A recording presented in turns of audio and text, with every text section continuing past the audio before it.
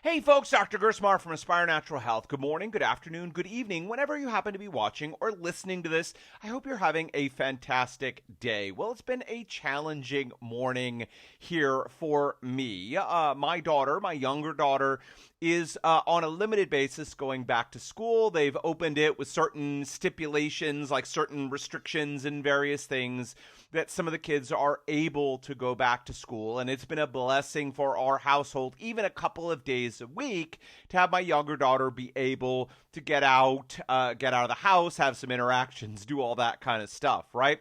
But as any of you with smaller children know, the actual process of getting ready and getting out the door can become quite a, let's call it a fiasco, a production, right? And this highlights the concept that I want to talk about today, which is the limbic hijack. The limbic hijack. Now, so kind of big words there, right? Limbic refers to the part of our brain that is all about fight or flight, the survival part of our brain. Now, our brains are hardwired by evolution for survival because not much else matters if you're dead, right? So ultimately, at the root of what's going on, our brain does not care about whether we're happy, whether we're fulfilled, whether we're achieving the goals that we want to in life. It primarily and firstly cares about, are we alive?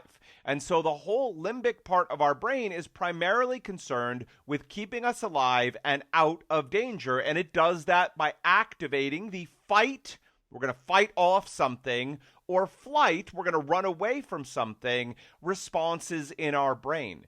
Now, we call it the hijack because when that portion of the brain is engaged, it shuts down other parts of our brain, the kind of rational, calm, thinking, deliberate part of our brain gets turned off because if it's an emergency, if there really is a tiger out this window right here, I don't need to ponder and deliberate and think about tigers and consider what my next step should be and, all of those pieces. I need to, oh my God, it's a tiger. Run away or grab a stick or a rock or something and prepare to fight because this tiger is going to try to eat me. Now that makes sense, but it's important to recognize that to the fight or flight part of our brain, whatever set us off is exactly the same as a tiger. Because here's the deal. When we activate fight or flight, what if it is a false alarm, right? What if we pulled that fire alarm of the fight or flight system and there's no fire? Well, worst case, we ran out of the building and at the end of the day, we're safe. Right? On the flip side, what if there really was a fire or a tiger outside and we didn't pull that fire alarm or engage that system? Well, chances are we might be dead, right? So our system is wired better to go off than not. So that's why we call it the hijack. When this system gets engaged, and it's fairly easy to engage it, evolutionarily, better safe than dead. The problem here is that this doesn't really contribute to a lot of what we want to have happen on our daily lives. So when we feel threatened, regardless of whether we actually are threatened or not, the limbic hijack engages. We see this all the time on social media or even in our day-to-day lives. Someone feels threatened or insulted or any of that, and then they explode. Right? Maybe not so much restaurants lately, but the waiter brings you the wrong dish. Why does someone blow up, go into a big screaming match about it? They're in limbic hijack. Well, any of us with little kids know that this is an issue. So we've got when we feel threatened on the one hand. Second is when we feel overwhelmed. When we feel overwhelmed, what tends to happen? We melt down. Right? We lose all perspective on the situation. We feel overwhelmed. We feel panicky. We can't think straight. That is all symptoms of the limbic hijack. And as you all know, anybody with little kids, that happens all the time. That's what happened this morning.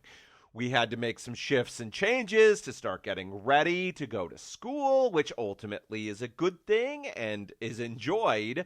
But the magnitude of dealing with everything was just way too much. What happens? Boom, the thinking brain turns off, the limbic hijack engages, and we go into screaming and meltdowns and everything else. Now, one of the things I particularly love about children when I'm not in limbic hijack is that they are fantastic mirrors, right? When we look at kids and we say, gosh, ugh, a lot of times, most of the time, we need to point those fingers backwards as well and think about how are we engaging in those patterns and behaviors. And so limbic hijack is not just something that is little kids, right? It is all of us from 0 to 120, right? We all deal with limbic hijack. It's not something we can avoid. Again, our system is hardwired for it. Whenever we feel threatened or overwhelmed, limbic hijack can kick in. Now, sometimes it kicks in harder than it does other times.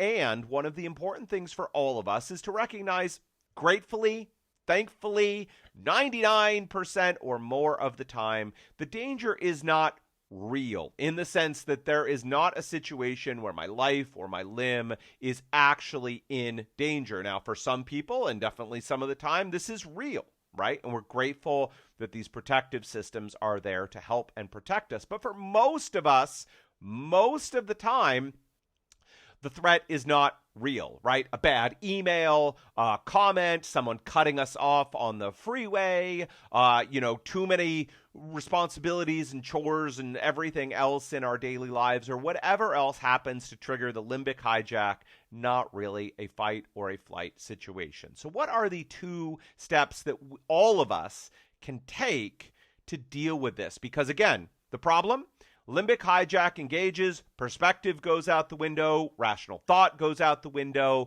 the ability to make the best decision given that circumstance goes out the window. So that doesn't work for us, right? Instead, we want to approach the situations and the challenges in our life with high perspective and the high ability to think through these situations and make the best choice available in those situations. So the 2 things we can do: we cannot avoid limbic hijack, but what we can do is learn as quickly as possible to recognize when this has happened to us. It's one of those things, once you gain an inkling of perspective or awareness on the situation, you can realize, oh man, I'm limbically hijacked. The second thing that you can do that's available to any of us, let me break this down. There are 2 pieces, right? So awareness is number 1. The second thing is, whenever possible, can we remove ourselves from the situation? Now, that's not always possible, but I'll tell you, for me this morning, I had to walk away from the situation.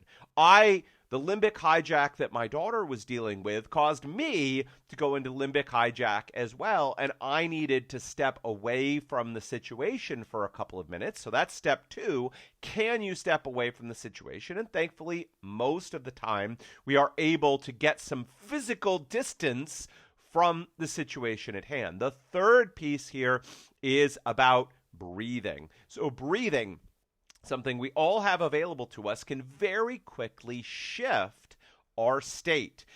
Now, the breathing of fight or flight or panic, as you know it is rapid and shallow. Is panic breathing. In fact, we can make ourselves have a panic attack by choosing to keep breathing in that very fast, very rapid way.